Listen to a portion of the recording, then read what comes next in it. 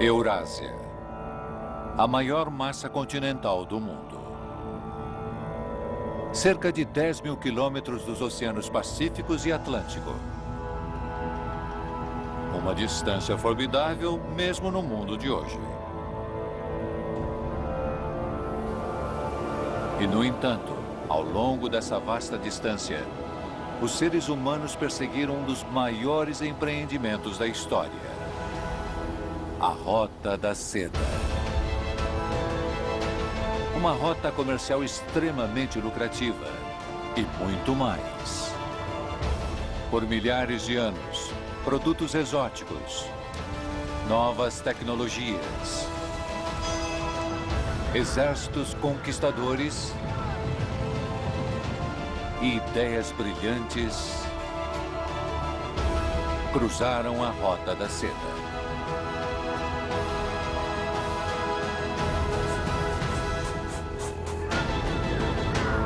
O comércio da Rota da Seda ajudou a construir impérios e destruí-los. Isso alimentou o fogo da Revolução. Conduziu grandes explorações e forjou laços poderosos entre povos distantes. A Rota da Seda fez os seres humanos perceberem que existiam outros povos no mundo e abriu os olhos do Oriente e também do Ocidente. Essa é a história de como o comércio da Rota da Seda gerou muito mais do que dinheiro. É a história épica de como a Rota da Seda ajudou a criar um mundo que nos criou.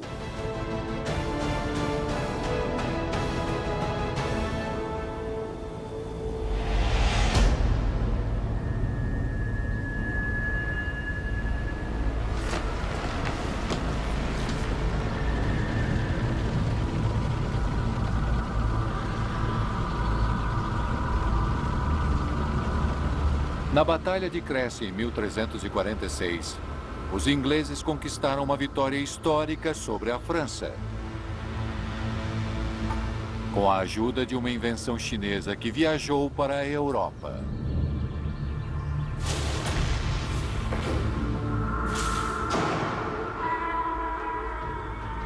A pólvora.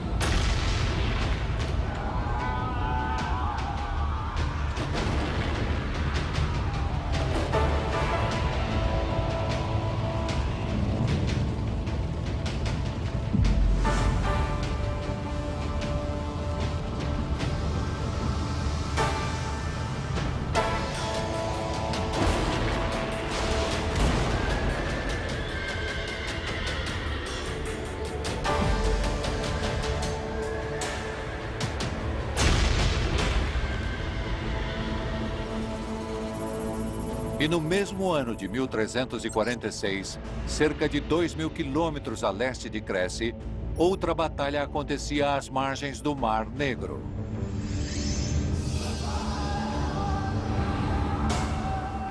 Um exército mongol estava sitiando a cidade portuária de Caffa, um entreposto comercial da Rota da Seda pertencente à cidade italiana de Gênova.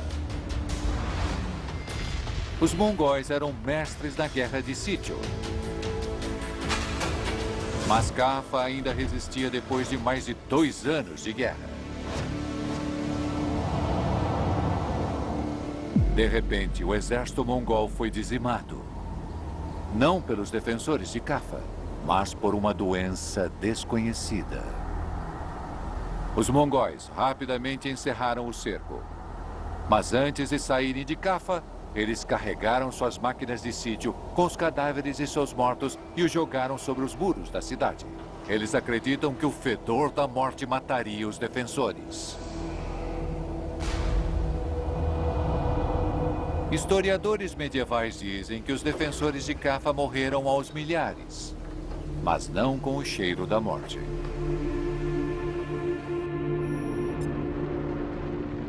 Um ano depois, em 1347, a mesma doença que matou os mongóis em Caffa estava matando pessoas em Constantinopla. Em 1348, a doença matava pessoas por toda a Europa Ocidental. Em 1350, a doença matava pessoas na distante região da Groenlândia. E os europeus aterrorizados deram um nome à doença: Peste Negra.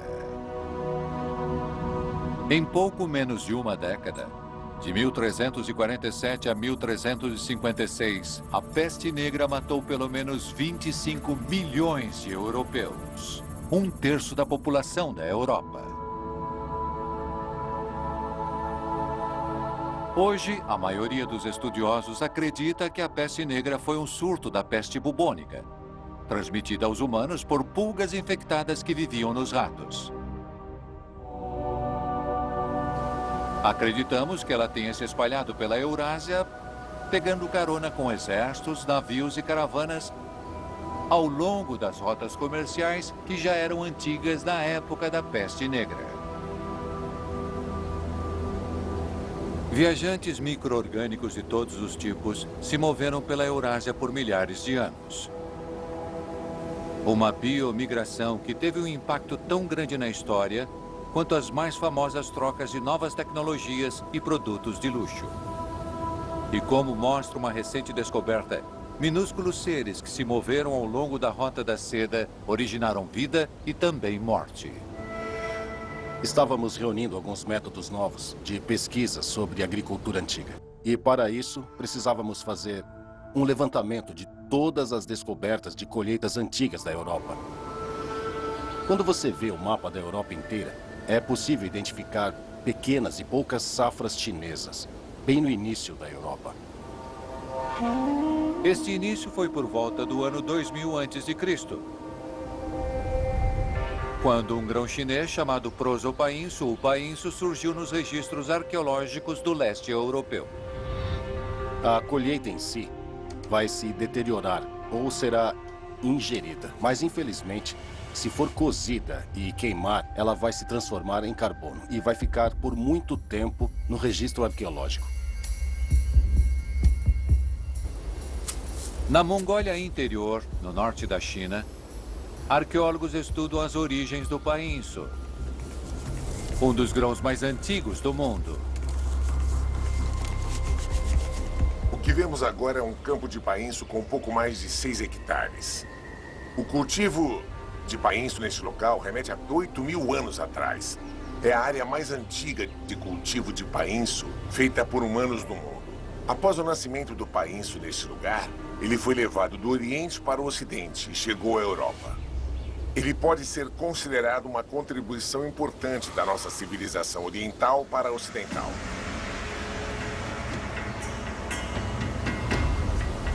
Mas não está claro como e por que o painço viajou milhares de quilômetros pela Eurásia, atravessando alguns dos ambientes mais hostis do mundo, até a Europa. A jornada do painço pode ter começado simplesmente porque era fácil de transportar. Os milhetos são essencialmente cereais, mas são muito pequenos. Por terem grãos muito pequenos, são resistentes, duros e podem crescer muito rápido. O painço, por exemplo, pode passar de uma semente e virar outra semente em 45 dias. Você pode plantar uma semente no solo e 45 dias depois, nas condições certas, já terá plantas. Isso é incrivelmente rápido. Então, se você estiver se deslocando em alguma parte da Ásia, onde o inverno é longo, a estação de cultivo é muito curta e é impossível contar com as chuvas, escolher plantar algo com um ciclo de crescimento rápido é muito valioso. Existem relatos de comunidades que viajavam a cavalo por muito tempo e pastoreavam animais para viver. Como o painço cresce em uma curta estação do ano, eles podiam semear o painço a cavalo, pisoteá-lo com as patas do cavalo e deixar alguns adolescentes para afastar os pássaros no local. Assim, 2 meses depois, eles podiam voltar para fazer a colheita. O painço era um grão altamente móvel, mas não havia nenhuma evidência de como ele poderia ter saído do seu local de origem no norte da China. Até que os arqueólogos encontraram evidências do cultivo de painço por volta de 2500 a.C., no sopé das montanhas Tian Shan, na Ásia Central. Naquele ponto, nós perguntamos, mas o que os sopés têm e por que os sopés? Obviamente, era a água. Os viajantes que cruzavam a Ásia Central sabiam que a água era fundamental. E, dependendo do local na Ásia, o clima podia ser muito seco, mas subindo os sopés, eles claramente encontrariam riachos descendo as montanhas e água. Os arqueólogos descobriram que por volta de 1000 a.C., os agricultores de painço deixaram os sopés de Tian Shan e seu confiável abastecimento de água e começaram a seguir para ambientes muito mais hostis. Passamos a ver que os agricultores eram muito confiantes, porque eles sabiam dos locais onde a água era um fato seguro e seguiam para áreas onde era necessário entender mais sobre a água, sobre a paisagem e a geografia, tanto na estepe ao norte quanto no deserto ao sul. As migrações locais de painço podem ser a ligação dele com o mundo. Os fazendeiros em busca de água podem ter se estabelecido perto das rotas comerciais. E os viajantes que vinham escolheriam rotas próximas a fontes confiáveis de comida e água. Eu acho que esses comerciantes, sem dúvida, trabalhavam através de redes que já existiam há séculos. Demoraria pelo menos 1 milênio para vermos algo se concretizando a ponto de poder começar a ser chamada de Rota da Seda. Outra descoberta revelou que essa antiga migração de grãos não aconteceu apenas do leste para o oeste. O trigo era transportado do Ocidente, chegando até o Oriente. Na China, passou a ser o nosso principal elemento básico. E isso reflete a transação entre as culturas oriental e ocidental. A estepe da Eurásia funcionou como uma rota para as primeiras trocas entre as culturas oriental e ocidental. É a antecessora da antiga Rota da Seda. Nesta rota estão inseridos a migração étnica, a fusão de culturas e o fluxo do comércio.